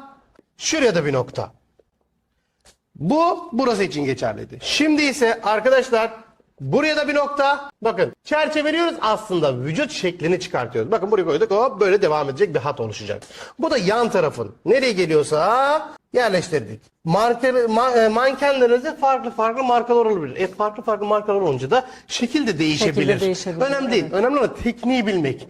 Tekniği bilelim, sonrası devam. Hemen ne yaptık arkadaşlar? Ön işaretleri aldık. Arka işaretlerini aldık. Omuzdan yan işaretini de aldık. Ancak kolevimiz zaten hazırdı. Öyleyse bizim neyimiz eksik? Hemen şöyle. Şurası göğüs ortası. Göğüs düşüklüğümüz zaten belli. Şurayı da 23-24. Şurası. Ben de diyorum ki 23,5 mu 24, 23,5 bir bakayım iğneyi alacağım. 23 işareti benim için uygundur. Bunu da böyle götüreceğim. Şöyle takip ediyorum aslında. Pekala aklımıza şöyle bir şey gelebilir. Hocam göğüs düşüklüğü 23-24. Sizin 42'de kaçtı? Bakmadık. Hemen ona da bakalım Arzu. Hiç aklımıza da gelmedi. Şöyle 42'de Öyleyse şuna da bakalım. göğüs düşüklüğünü söylüyorum. Omuz başından 42, 25-26. Dursun. 46'da göğüs düşüklüğü 28-29. Bu. Anlaştık. Ufaktan elbette farklılıklar olur. Şimdi gelelim bu göğüs ortasını işaretledik arkadaşlar. Şöyle bir işaret yerleştir. Bunun yanına ne lazım bize? Bel ortası lazım. Pekala hocam siz göğüs ortası için şöyle bir şey yapalım. Yakadan normal standart yaka gidişatından başlayalım. Ben diyorum ki normal yaka buradan başlarsa dikim payı falan var. Buraya düşüyor. Şöyle diyelim mi? Mesela şöyle bir bakıyorum şöyle sınırdan. Burası uygundur. Bakın o yüksekliğinden bahsediyorum yaka. Ondan sonra bunu açmak zaten kapamak üreticiye yani Arzu'ya ve bana kalmış ve doğal olarak sizin ellerinizde de. Şimdi ben yakayı diyorum ki buradan aşağıya şuradan tuttum. Göğüs işaretimi bakın bunu benim santimlerime göre yapmayın. Mankeniniz gözünüzün önünde. Ona göre uyarlayın. Aksi halde hata çıkabilir. Çünkü bunun göğüs düşüklüğü 23, 24. Sizdeki belki 25. Bu sefer ne oldu? Farklılıklar çıkacak. O yüzden ben de diyorum ki şöyle şunu 20 santimden işaretimi aldım. Pekala bel oyuntusu benim mankenimde nasıl oluşacak bu? Şöyle yan tarafa elinizi koyduğunuz zaman şöyle tam en derin bölge için bel noktası diyebilirsiniz arkadaşlar. Öyleyse ben de şöyle öncelikle şu altı sabitliyorum. Şunu da şöyle bel oyuntusunun en derin noktası neresi? Şurası. O zaman ben de buna hemen 33 yaptım. 0, 20, 33, 34. 33 uygundur benim için. Belin en dar bölgesi. Yani müşterinin büyütüp küçültebileceğim alanları. Bunu da yaptıktan sonra arkadaşlar ben şu anda diyorum ki bunu yan tarafta göz kararı şu alt bölgeye gelecek olan göz kararını böyle diyorum ki tamam bu da bunu karşılasın. Şu ikisi birbirini karşılasın. Şu ise bunu karşılasın. Böyle bir hat oluşturuyorum. Sırt için ise şurada gördüğümüz alanlar var. Sırtta da arkadaşlar tam ortayı bölgeyi şöyle şuna dengeli olarak yürüttüm. Ne yapacağız şimdi? Bütün bu hatların hepsini iplerle yani iğne noktalarını ipler ile çevireceğiz. Bunun bir nokta var ki unutmayalım bunu. Şöyle göğüs ucu noktasından omuz başına giden şöyle bir iğne daha alacağım. Şöyle hatta şunu da aldım. Omuz başına giden bizim şu bölge kaç santim geliyordu mesela? Şöyle hemen santim alalım. 12. O zaman ben bunu 6 santime bir işaret yerleştireyim. Tam ortadan göğüs ucuna giden bir hat oluşsun. Bu hat ise şöyle aşağıya inip şurada bir yerde dursun. Öyleyse hemen geliyorum. Şuraya da bir iğneyi atalım ve bu işi devam ettirelim. Ne oldu? Şurası böyle devam edecek ve çıkacak. Şu ikisinin ortası yan ile önün ortası kaç geliyor? İşte 24 geliyor. Tamam arkadaşlar. Bunu 12 yapmayın. Bunu 12 olarak görmeyin. Bu size kalmış. Bu değişim yani önemli olan dikiş hattının nereden gitmesini istiyorsunuz? Bu. Ben de diyorum ki yana gitmesin, düz bir yerden başlasın. Ben de şöyle yaptım. Yani ikisinin ortası da dedim ki beni ilgilendirmiyor. 24. Bu da nereye geldi? Şuradan ölçtüğümüz zaman bakın buradan geldi 14 oluyor. Buradan ölçtüğümüz zaman kaç geliyor?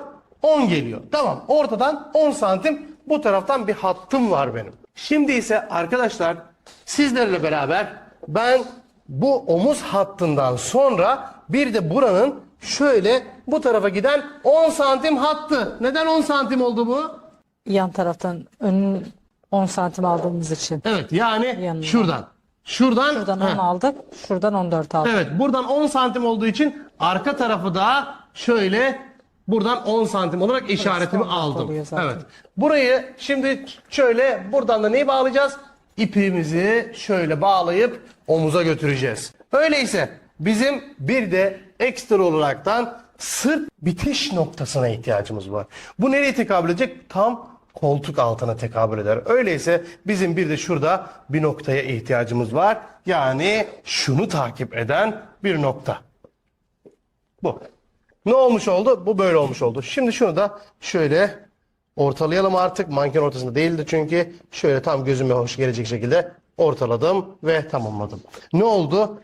Orta, arka orta, omuz başından devam eden şu çizgiyi yan çizgi, kol evi, omuzdan yan tarafa biten çizgimiz, şu nokta, ön çizgimiz, bel işaretleri.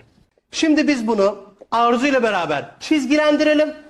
Ondan sonra bakalım ne olacak. Öyleyse hazır mısın? Hazırım. Öyleyse hemen bunu başlayalım. Küçük iğneler kullanalım ki kalıplarımız da bizi rahatsız etmesin.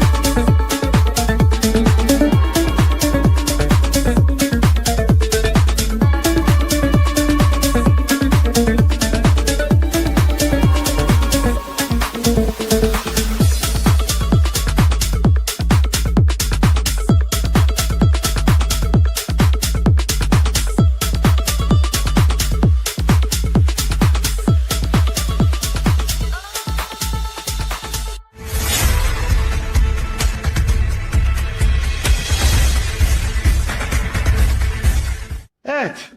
Ellerine sağlık Arzu. Sizin de hocam. Şimdi arkadaşlar ne yaptık? Bakın çizgiler belli. İğneleri takip ettik sadece ve bize bu şekil çıktı. İlk adım, ilk basamak. Bunun yanında şu anda bu iğneleri artık toplayabilirsiniz. Ancak şöyle bir şey var. Hemen size bir alternatif. Bir kalıp çıkarttık diyelim. Tek kol gidiyor. Tek omuz gidiyor.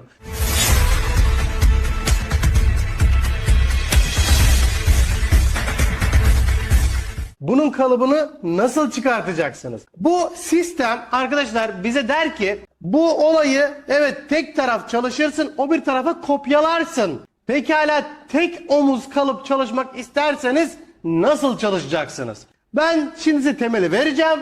Umuyorum ki bununla karşılaştığınız zaman evet böyle de yapılabiliyormuş olur. Şimdi ben diyorum ki ben ilk adımı başlattım, bitirdim. Bakın basen çizgisini yerleştirmedim. Beden bitiş çizgisini yerleştirmedim. Bunlar en son karar aşamasında hepsi yapılacak. Ben şu anda kendime böyle hazır bir krokiyi, basit usul, yapılabilirlik, her şeyi burada gördük ve tamamladık. Şimdi ise arkadaşlar bu çalışmanın aynısını ben bu tarafa da uygulayacağım. Bunu uygulamadan önce de vurgulamak istediğim konu, evet arkadaşlar görüyor musunuz şunu? Şu yapımı görüyor musunuz? Bakın burada biz önce şöyle şu şekilde artıyı aldık. Sonra elimizle de ovalleştirdik bunu. Yani yuvarlak istedik biz bunu. Yuvarlak istediğimiz için de böyle bu şekilde yerleştirdik, işi bitirdik. Şu anda ben bütün iğneleri çıkartıyorum. Artık konuyu şöyle temiz görelim.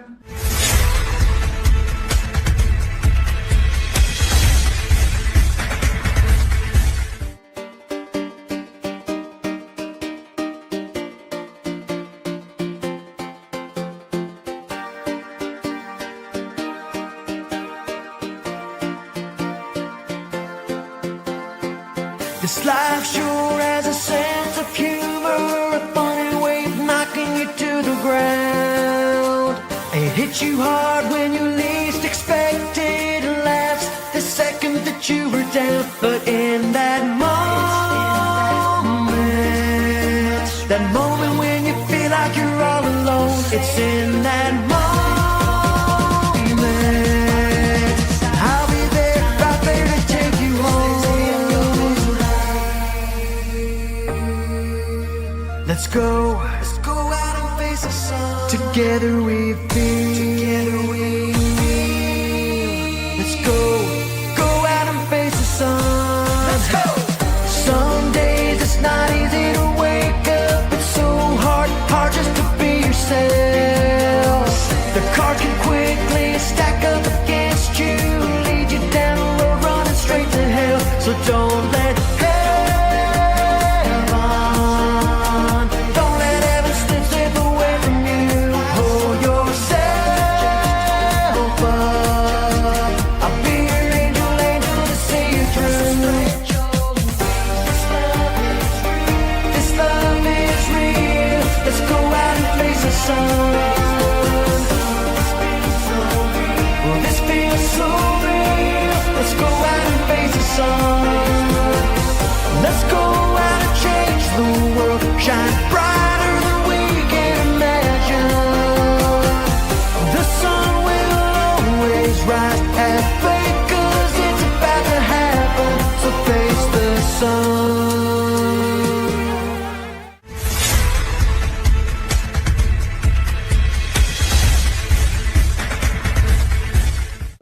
Buraya kadar. Arzu nasıl? Hızlı, pratik. Çok güzel, çok pratik. Böyle bir şey yokken yapılabilirlik duygusu çok değerli arkadaşlar. Öyleyse buraya kadar ne yaptık?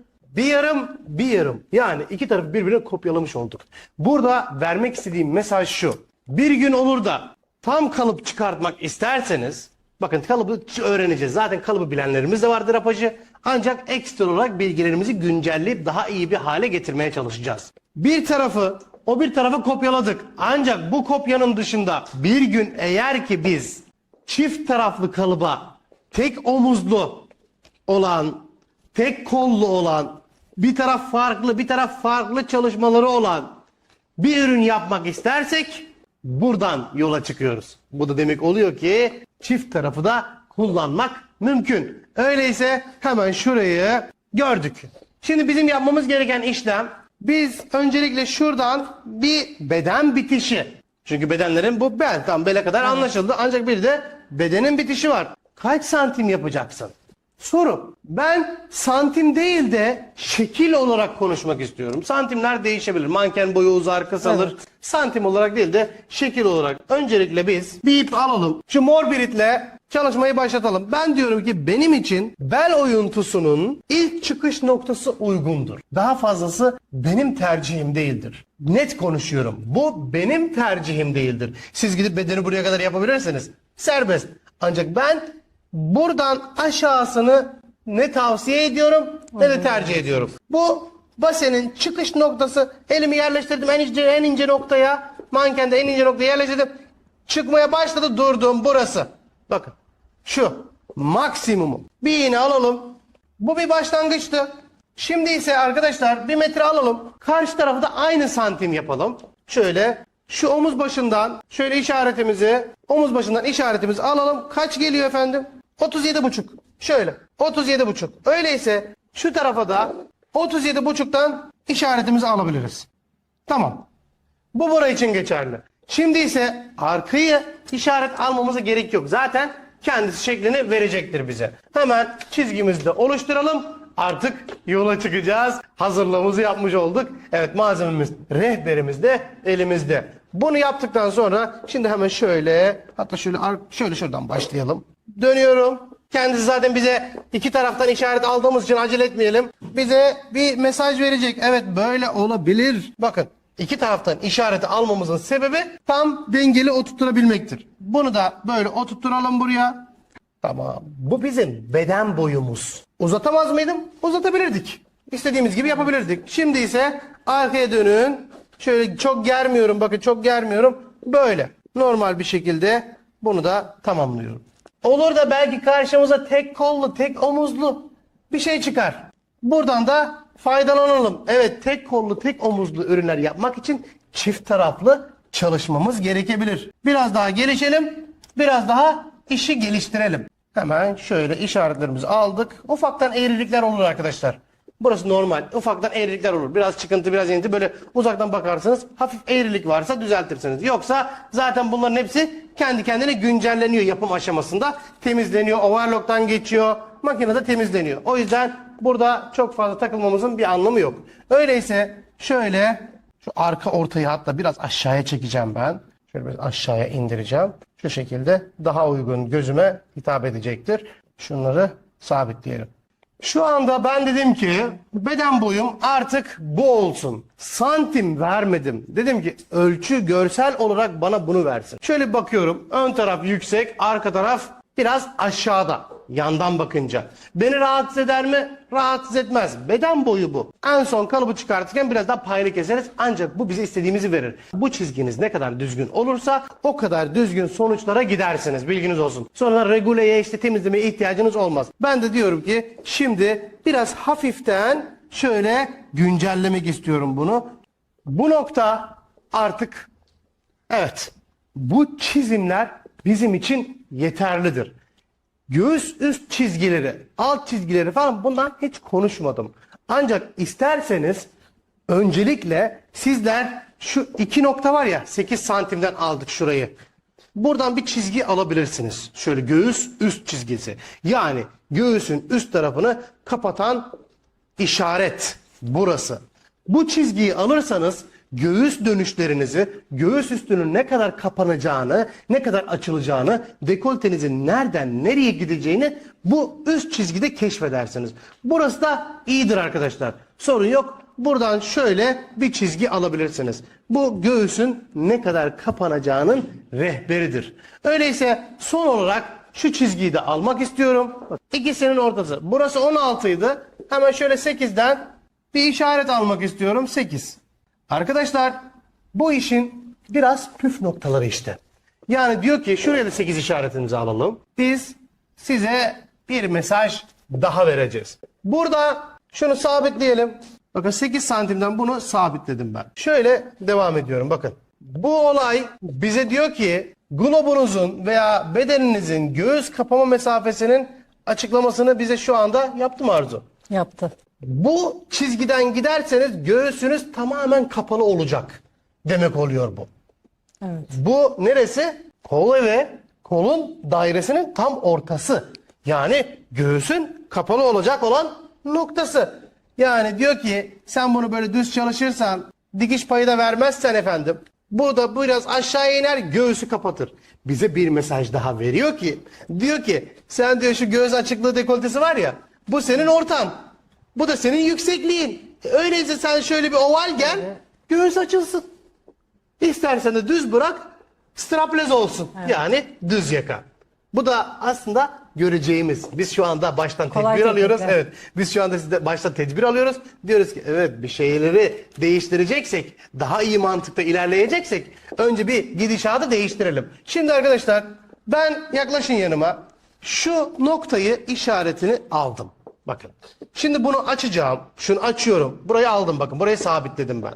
Burayı sabitledikten sonra şunu açıyorum. Şöyle çıkarttım. Arka sırt ortasına aldım. Anlaştık. Galiba anlaştık. Bu ne demek oldu? Benim istifade edeceğim belli başlı noktalardan birisi. Şurası. Bu da böyle kalabilir. Buradan sonra da aynı işlemi şu tarafa yaparsak Ya prefiero no saber. Deja lo que quieras o vacíos los cuartos por una taza de café. Caí. baktığımız zaman zaten bir kıyafet görseli almış Aldık. olduk. Aldık yani şu anda. Evet, bu bir rehber, bu bir kroki, bu bir harita. Nasıl dillendirirseniz, nasıl düşünür, nasıl hayal ederseniz. Şöyle baktık, göğüs üstü, göğüs ortası, ucu, bel, beden bitişi, bir de basen var. Bizler kısa ürünlerde basenlere bakmayız. Neden? Zaten bu beden boyu bu kadar. Basenle bir işi yok. Etekte kabarık. Oh ne ala. Bu kadar. Rahat yani ilerleyeceğiz. Pekala. Arzu, Efendim. şöyle bir hayal edelim. Arkadaşlar, belli bir model yok. Aklımızda bir model yok. Evet. Aklıma gelen ilk şey, benim şöyle bir düşündüğüm zaman bir bedene ihtiyaç var, bir başlangıç. Herhangi bir başlangıcın bir beden yapımına ihtiyacı var. Bu ilk nokta. Bakın, etek boyundan bahsedilmiyor, tasarımından bahsedilmiyor, kollarından bahsedilmiyor, ekler bölümünden bahsedilmiyor. Ana yapım beden, vücuda oturacak, üst noktaya oturacak ilk basamak.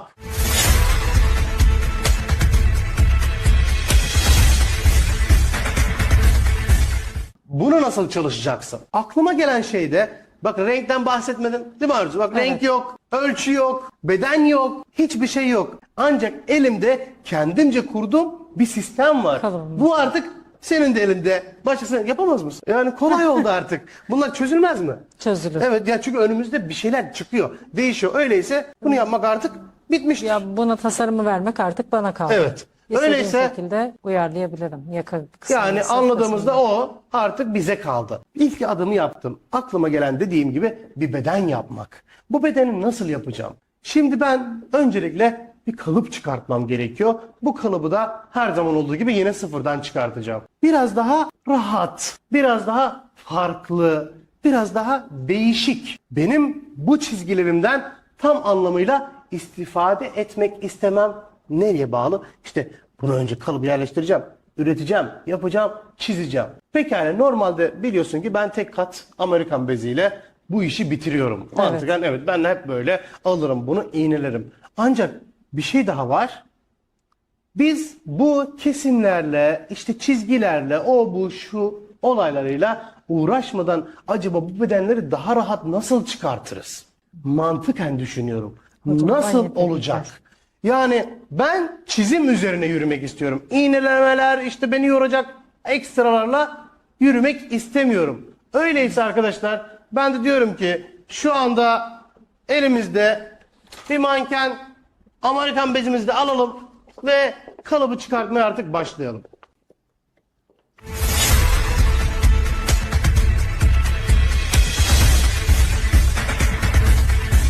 Öyleyse benim şu anda yeni, biraz daha rahat kalıp çıkartabileceğim bir sisteme ihtiyacım var. Şimdi ise bakalım, Amerikan bezini alalım. Burada neler yapacağız? Bir de ona bakalım.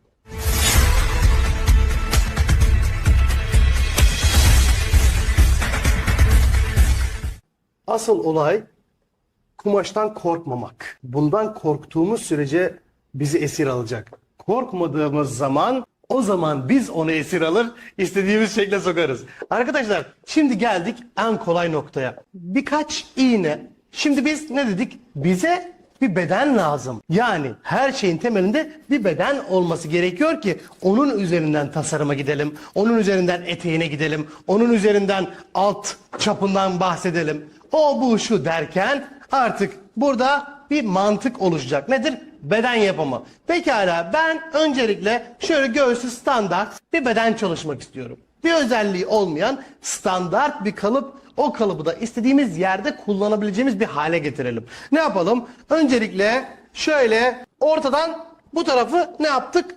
Biz eğer tek kol çalışmayacaksak, iki tarafı aynı, yani bu taraf ile bu tarafı aynı olan simetri beden uygularsak, o zaman biz bir tarafta çalışmamız yeterli olacaktır. Öyleyse gelelim şu noktada üst çizgimizi kollayarak bir çıkış yapalım. Nasıl oluyor? Şöyle kumaşımızı koyduk. Bundan bahsedelim. Öncelikle bu elimizdeki kumaş Amerikan bezi. Bunun yerine başka kumaşlar kullanabilirsiniz. Önemli olan esnememesi. Bu Amerikan bezi. Amerikan bezi olarak geçiyor. Bunları kullanabilirsiniz. Hemen gelelim. Elime dikkat edin. En basitinden en hızlısından en rahatından gideceğiz. Şimdi biraz kalıp mantığını da değiştireceğim. Şöyle yerleştirdim. Bakın, biraz da yüksek yerleştirdim. Çizgim burada aslında ama ben yine biraz daha yüksekten yerleştirdim bunu. Kumaşımın düz boyunu kolluyorum. Bedenimin bitişiyle alakalı ne demiştik Arzu? Bedenimizin bitişi de burasıydı. Öyleyse çok fazla kumaş kullanmamızın bir anlamı yok. Bu böyle duracak. Şöyle bir iğne atıyorum buraya. Bakın, 0. Tamam. Şimdi ise şöyle şu şekilde Biraz bolluk verelim. Böyle dönelim. Bir santim, bir ayar yok. Tamamen bizim isteğimize göre hareket edecek. Şöyle hafiften bolluk veriyorum. Hem basen bölgesinde hem burada. Önemli olan kumaşımın ikisinin düzgün durması. Yani aynı seviyede durması. Dönmeyecek kumaş. İkisi aynı seviyede bana...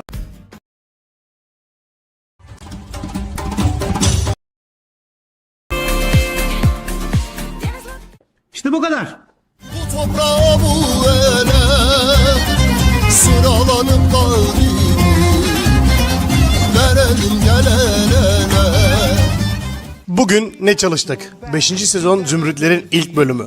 Mankenlerdeki detaylar, kol evlerindeki ölçüler, 38, 42, 46 bedenlerin aslında bize ömrümüz boyunca bu sektörde yeteceğini anladık.